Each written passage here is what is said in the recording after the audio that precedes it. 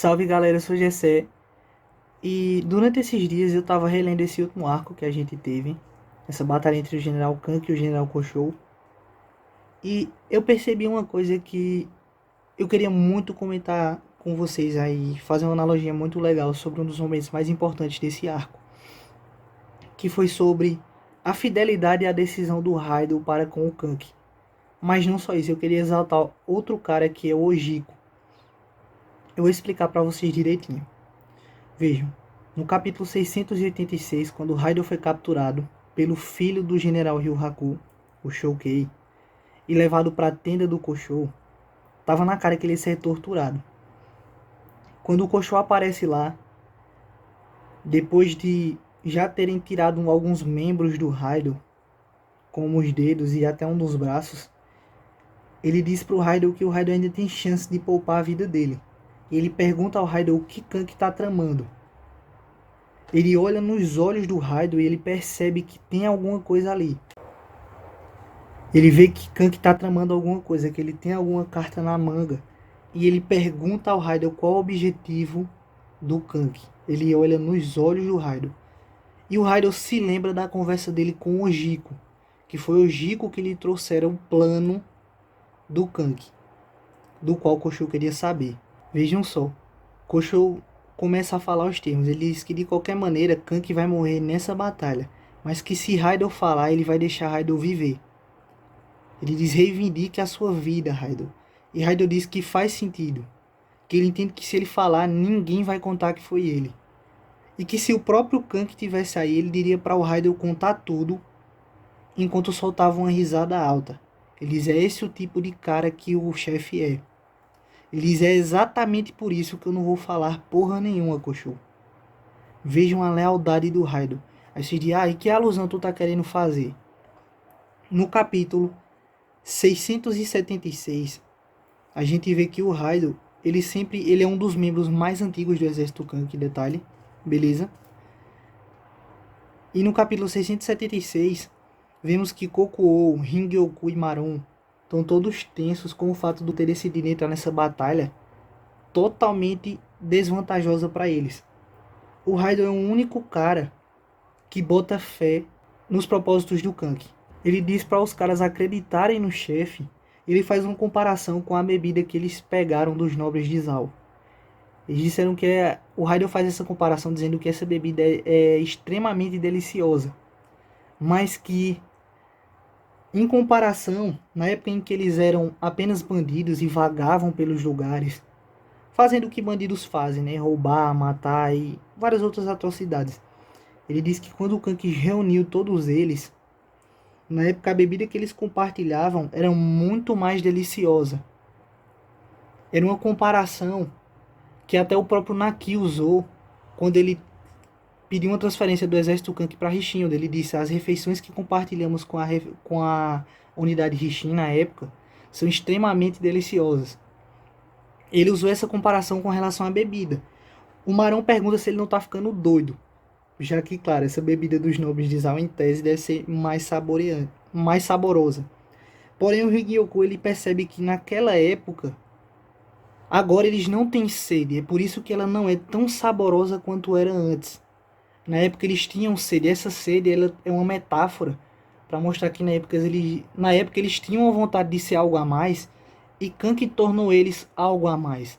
De bandidos eles se tornaram um bando, de bando eles se tornaram um grupo, e consequentemente um exército. E ele diz: é isso que eu estou tentando dizer, Marão, nós não tínhamos nada naquela época, e olha agora o que nós nos tornamos. Graças ao chefe, você está preocupado, mas o chefe não está.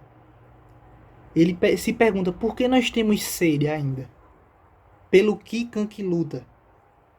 Ou seja, isso é mais uma metáfora de tipo, homens que não eram nada, pessoas que não eram nada, mas eles tentam ser algo a mais todos os dias. Eles não são soldados, eles não são cidadãos, eles são bandidos. E eles tentam ser algo a mais todo dia. É isso que ele se questionou, essa era a resposta que ele buscava, mas é uma resposta que, mesmo ele tendo confiança, era uma dúvida que ele tinha. Ele tem confiança no Kank, mas era uma dúvida. Mas a resposta quem deu para ele foi o Ojiko. No capítulo 680, O Ojiko ele vai dar a notícia pro Raido que tá tentando com todos os esforços vencer o flanco direito. E ele se assusta com o Ojiko, é um momento até bem cômico aí. Mas ele diz que ele trouxe uma mensagem do Kank para o Raido. E o Raido não acredita, chama ele de mentiroso. O indaga do porquê ele daria uma mensagem tão importante para alguém como o Ojiko. O Ojiko é um cara descontraído no exército Kank, é um cara, digamos, um bandido nato, mas ele é um cara divertido. E ele percebe os cortes, a quantidade de cortes que o Ojiko tem. Ele questiona o Ojiko disso. E o Ojiko diz que não foi fácil chegar até aí. E que em vários momentos ele achou que seria capturado. Mas que mesmo que ele fosse capturado, ele não diria uma palavra. Percebam isso. Porque foi dito para Ojiko, nas palavras dele, que mesmo que ele morresse, ele deveria entregar essas ordens para você. E o chefe disse: Ojiko, você é o único em quem posso confiar essa mensagem. Então Ojiko fez como ordenado. O Raido percebe isso. Eu vou estar deixando para vocês até essa página para vocês perceberem que o quão Raido se mostrou surpreso pela atitude do Ojiko. Ele diz: me desculpe, me parece que sempre tivemos a impressão errada de você. Pergunta quais são as ordens do Kank e o resto é história. Percebam agora que quando o Raido está sendo torturado pelo Koshou, e o Koshou olha nos olhos dele e pergunta o que Kank está tramando, vemos o pequeno quadro do Ojiko contando para o Raido. Aí muitos podem pensar: ah, isso é sobre o plano. Com certeza é, mas eu acho que tem um duplo sentido aí. E esse duplo sentido é isso, é mais uma vez lembrar para o Raido de que o Ojiko ele conseguiu ser algo a mais do que um bandido. Ele conseguiu ser algo a mais do que um cara que enfrentar o perigo, iria fugir, não entregaria a mensagem para ele para salvar a própria vida. E é um cara que mesmo falou pro Raido, mesmo que eu fosse pego, eu não abriria a boca, porque o chefe me confiou isso.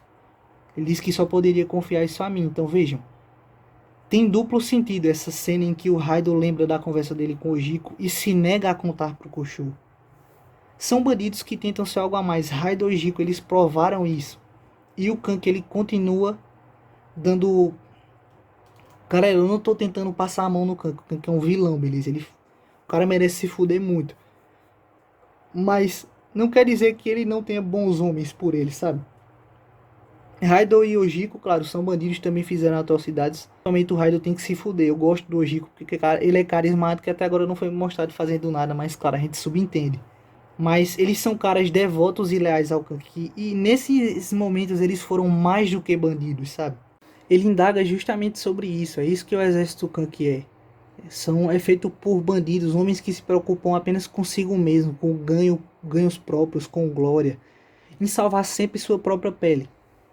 Mas eles provaram exatamente o contrário. Tanto é que depois, quando o Kank ele encontra o rosto do Raido, percebam a maneira como ele coloca a mão no sangue.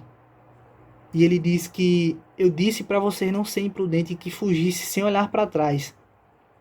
Mas você não escutou o que eu disse. É um grande imbecil. E ele toca no rosto do Raido e vê que o Raido, mesmo decapitado, esquartejado, ele tá com um semblante de feliz.